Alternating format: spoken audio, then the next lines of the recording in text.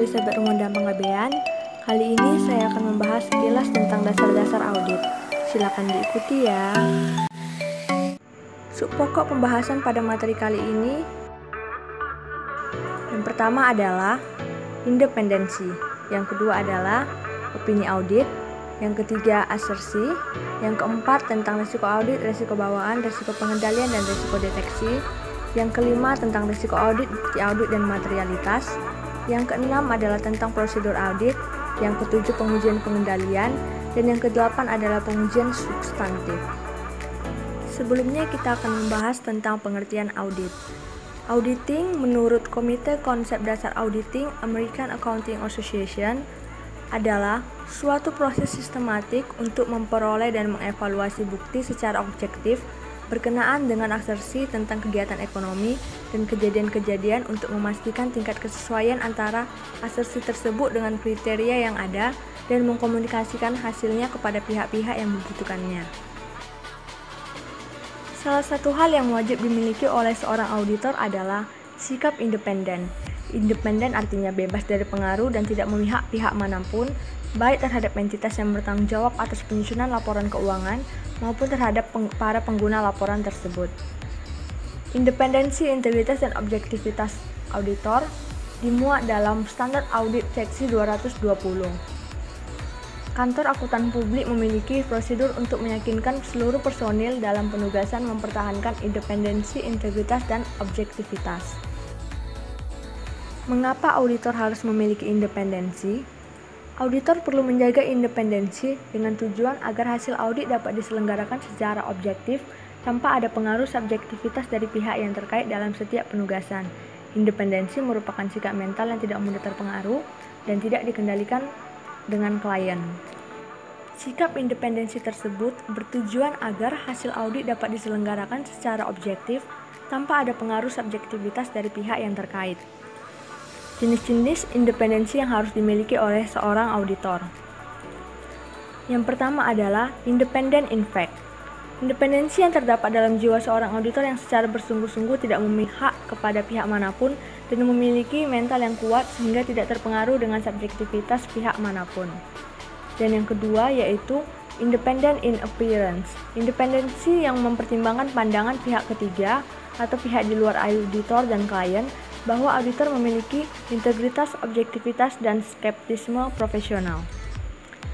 Contoh independent in appearance itu di mana seorang auditor yang sering tampak bersama dengan para auditi seperti makan bersama, belanja bersama, yang mana semua hal itu dibayari oleh si auditi.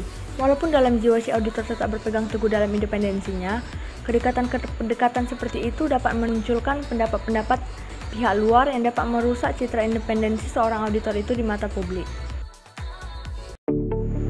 Jenis-jenis opini auditor atas laporan keuangan. Yang pertama, opini wajar tanpa pengecualian. Opini ini diberikan oleh auditor jika auditor tidak menemukan kesalahan yang material secara keseluruhan dari laporan keuangan, dan laporan keuangan telah dibuat sesuai dengan prinsip akuntansi yang berlaku atau PABU. Yang kedua, opini wajar tanpa pengecualian dengan bahasa penjelasan. Opini seperti ini diberikan apabila keadaan tentang kemampuan perusahaan melanjutkan diungkapkan secara memadai di catatan kaki laporan keuangan. Jenis opini ini diberikan oleh auditor atas dasar keadaan tertentu yang tidak memiliki dampak secara langsung terhadap pendapat wajar. Yang ketiga, opini wajar dengan pengecualian. Auditor akan menyatakan opini seperti ini ketika auditor telah memperoleh bukti yang cukup dan tepat untuk menyimpulkan bahwa kesalahan penyajian, baik secara individual maupun secara agregasi, adalah material tetapi tidak pervasif terhadap laporan keuangan, atau auditor tidak memperoleh bukti yang cukup dan yang tepat untuk mendasari opini. Yang keempat, opini tidak wajar. Laporan dengan opini ini diberikan hanya apabila auditor yakin bahwa laporan keuangan secara keseluruhan mengandung salah saji material atau menyesatkan, sehingga laporan keuangan tidak menyajikan secara wajar posisi keuangan dan hasil usaha. Laporan ini dikeluarkan apabila auditor memiliki pengetahuan setelah melakukan investigasi yang mendalam bahwa tidak ada kesesuaian dengan PABU. Yang kelima, opini tidak menyatakan pendapat. Opini ini diberikan auditor karena auditor tidak memperoleh bukti yang cukup dan tepat untuk mendasari opini. dan auditor tidak menyimpulkan bahwa pengaruh kesalahan penyajian material yang tidak terdeteksi mungkin timbul terhadap laporan keuangan. Jika ada, dapat bersifat material dan pervasif. Selanjutnya adalah asersi. Asersi dalam standar audit seksi 326 adalah representasi pernyataan manajemen yang tersirat pada laporan keuangan terkait transaksi, saldo akun, dan pengungkapan. Untuk laporan keuangan historis, asersi manajemen digolongkan atas. Yang pertama, keberadaan dan keterjadian. Ini berhubungan dengan apakah aset atau hutang entitas ada pada tanggal tertentu dan apakah transaksi telah dicatat selama periode tertentu. Yang kedua adalah kelengkapan. Hal ini berhubungan dengan apakah semua transaksi dan akun yang seharusnya disajikan dalam laporan keuangan telah dicantumkan di dalamnya dan telah mencakup seluruh transaksi yang sah. Yang ketiga adalah hak dan kewajiban, yang berhubungan dengan apakah aktiva merupakan hak entitas dan utang merupakan kewajiban perusahaan pada tanggal tertentu. Yang keempat, penilaian atau alokasi, berhubungan dengan apakah komponen-komponen aktiva kewajiban dan ekuitas serta pendapatan dan biaya telah dicantumkan dalam laporan keuangan pada jumlah yang semestinya. Yang kelima, penyajian dan pengungkapan. Ini berhubungan dengan apakah komponen-komponen tertentu laporan keuangan telah diklasifikasikan, dijelaskan, dan diungkapkan dalam jumlah yang semestinya dalam laporan keuangan. Dalam perencanaan audit, auditor harus mempertimbangkan risiko audit. Risiko audit dapat didefinisikan sebagai risiko yang terjadi dalam hal auditor tanpa disadari tidak memodifikasikan pendapatnya sebagaimana mestinya atas laporan keuangan yang mengandung salah saji material. Terdapat 3 komponen risiko audit yang mempengaruhi auditor dalam mempertimbangkan risiko audit. Yang pertama adalah risiko bawaan. Risiko bawaan adalah kerentanan suatu asersi terhadap suatu salah saji material dengan asumsi bahwa tidak terdapat kebijakan dan struktur pengendalian intern yang terkait. Yang kedua adalah risiko pengendalian.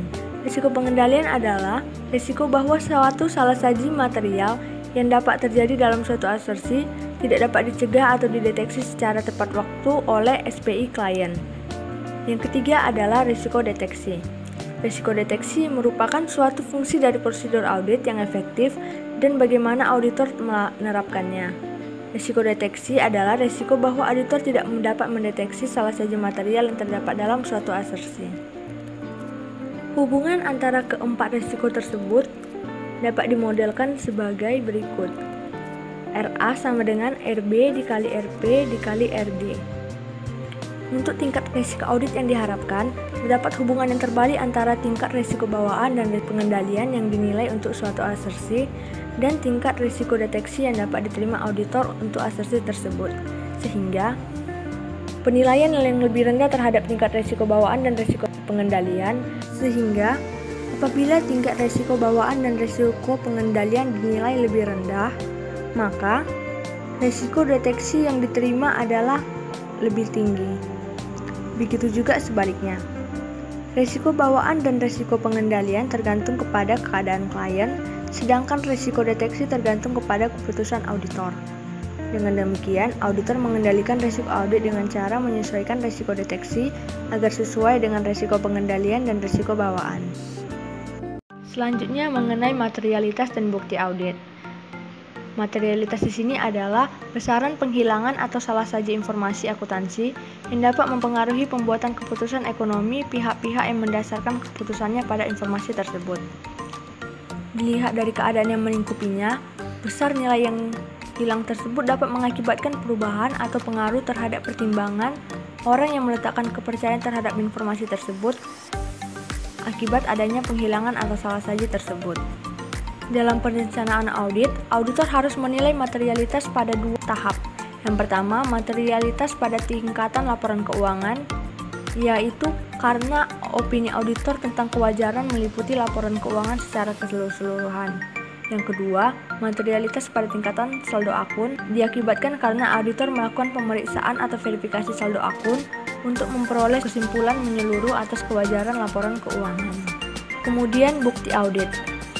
Kemudian bukti audit sesuai dengan standar audit 500 menyatakan bahwa bukti audit merupakan informasi yang diperoleh auditor dalam menarik kesimpulan sebagai basis opini auditor. Bukti ini bersifat kumulatif dan terutama diperoleh melalui prosedur audit yang dilaksanakan selama proses audit tersebut. Hubungan antara kedua hal tersebut dapat disimpulkan sebagai berikut. Semakin kecil tingkat materialitas yang dimiliki, maka bukti audit yang dibutuhkan akan semakin lebih banyak.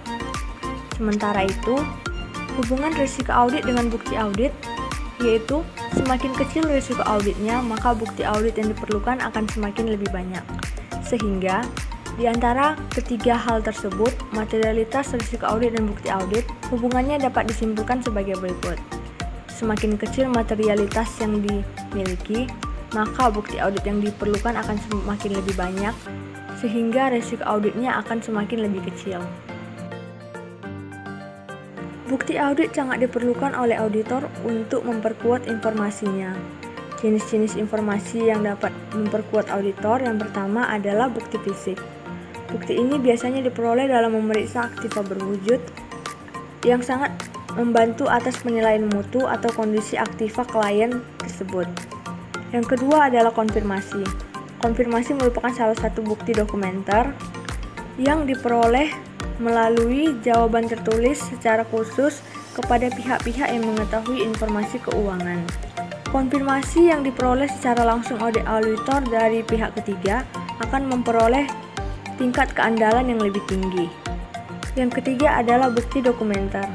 Keandalan bukti dokumenter ini tergantung bagaimana dan di mana dokumen ini dibuat dan sifat dokumen itu sendiri. Apabila bukti dokumenter tersebut diperoleh oleh auditor pihak ketiga, maka tingkat keandalannya akan lebih tinggi dibandingkan dokumen yang hanya diperoleh melalui klien, seperti order pembelian pelanggan, faktur pemasok, bukti pembayaran pajak, dan yang lainnya.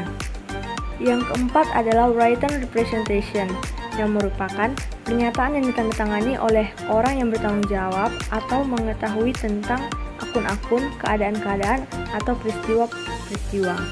Selama melakukan audit, auditor dapat meminta surat representasi dari ahli yang dari luar, seperti ahli hukum ataupun ahli biologi.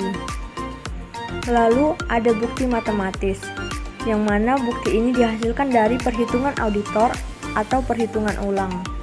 Perhitungan biasanya menghasilkan bukti andal berkaitan dengan tujuan audit, akurasi, klerikal, serta penilaian atau alokasi. Yang kemudian ada bukti lisan. Bukti lisan ini kurang dapat diandalkan. Bukti ini diperlukan untuk melakukan investigasi lebih lanjut dalam perolehan bukti oleh auditor. Dan yang terakhir ada bukti analitis, yang mencakup tentang penggunaan rasio-rasio dan perbandingan data klien dengan data industri, kondisi perekonomian, dan hasil operasi perusahaan periode sebelumnya. Bukti analitis mendukung auditor dalam memberi kesimpulan atas kewajaran laporan keuangan. Yang selanjutnya adalah prosedur audit. Prosedur audit adalah metode atau teknik yang digunakan oleh auditor untuk memperoleh dan mengevaluasi bukti audit. Jenis-jenis prosedur audit yang digunakan untuk memperoleh bukti audit. Yang pertama, analytical procedure. Prosedur ini mencakup pertimbangan atas perbandingan informasi keuangan entitas dengan informasi komparatif periode lalu atau anggaran, perakiraan, informasi industri sejenis, dan yang lainnya. Prosedur ini juga mencakup pertimbangan atas hubungan unsur-unsur informasi keuangan yang diharapkan sebagai pola yang dapat diprediksi berdasarkan pengalaman entitas. Yang kedua adalah inspecting. Inspeksi melibatkan pengamatan yang rinci atas dokumen dan catatan, pemeriksaan visi atas sumber daya atau aktiva berwujud. Melalui inspeksi, auditor dapat mengevaluasi kelengkapan bukti dokumen, meliputi keaslian dokumen, mendeteksi keberadaan butir-butir yang tidak wajar. Yang ketiga ada observing, yang berkaitan dengan mengamati atau menyaksikan kinerja suatu aktivitas. Yang dapat diartikan, aktivitas tersebut apakah ada pengamatan terhadap kas, ketelitian dilakukan klien dalam perhitungan persediaan atau voucher yang dibuat dan disetujui. Dari pengamatan tersebut, auditor memperoleh pengetahuan langsung atas aktivitas klien dan yang berkaitan langsung dengan tujuan audit.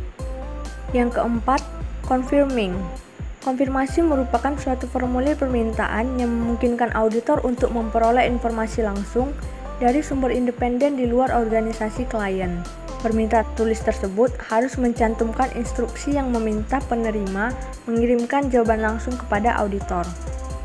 Yang kelima ada inquiring atau permintaan keterangan yang mencakup permintaan keterangan baik secara lisan maupun tertulis yang ditujukan kepada manajemen perusahaan, dapat terkait pertanyaan tentang keuangan, jenis persediaan, atau dapat ditagihnya piutang usaha, dan dapat juga diajukan kepada penasihat hukum berkaitan dengan kemungkinan adanya perkara. Yang ketujuh adalah tracing. Tracing atau penelusuran merupakan prosedur yang dilakukan untuk menentukan apakah suatu saldo akun tidak kurang saji atau apakah seluruh dokumen yang telah sah telah dicatat secara lengkap.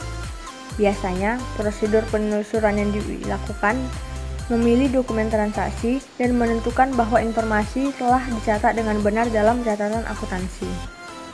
Yang kedelapan adalah vouching. Vouching ini berbanding terbalik dengan tracing. Pada vouching, dilakukan untuk mengetahui apakah adanya transaksi yang tidak pantas atau tidak sah yang dicatat. Pengujian vouching ini dilakukan untuk meyakinkan apakah transaksi yang dicatat benar-benar terjadi sehingga akun-akun di laporan keuangan tidak lebih saji. Yang kedelapan ada re-performing. Pelaksanaan ulang ini dilakukan untuk perhitungan ulang penjumlahan dan rekonsiliasi yang dibuat klien, seperti menghitung ulang total penjumlahan di jurnal, menghitung ulang biaya depresiasi, akrual bunga, diskon, dan yang lainnya. Dan yang terakhir ada teknik audit berbantuan komputer. Ketika catatan akuntansi klien berbentuk media elektronik, maka auditor harus menggunakan teknik audit berbantuan komputer ini untuk melakukan beberapa prosedur audit. Misalnya, auditor menggunakan software audit untuk melakukan perhitungan dan perbandingan yang dilakukan dalam prosedur analytical, melakukan scan atas dokumen, dan yang lainnya. Penilaian risiko pengendalian. Untuk pengertian risiko pengendalian telah dijelaskan pada slide sebelumnya. Sekarang adalah tujuan dilakukannya penilaian risiko pengendalian. Yang pertama adalah untuk menilai apakah laporan keuangan klien dapat diaudit.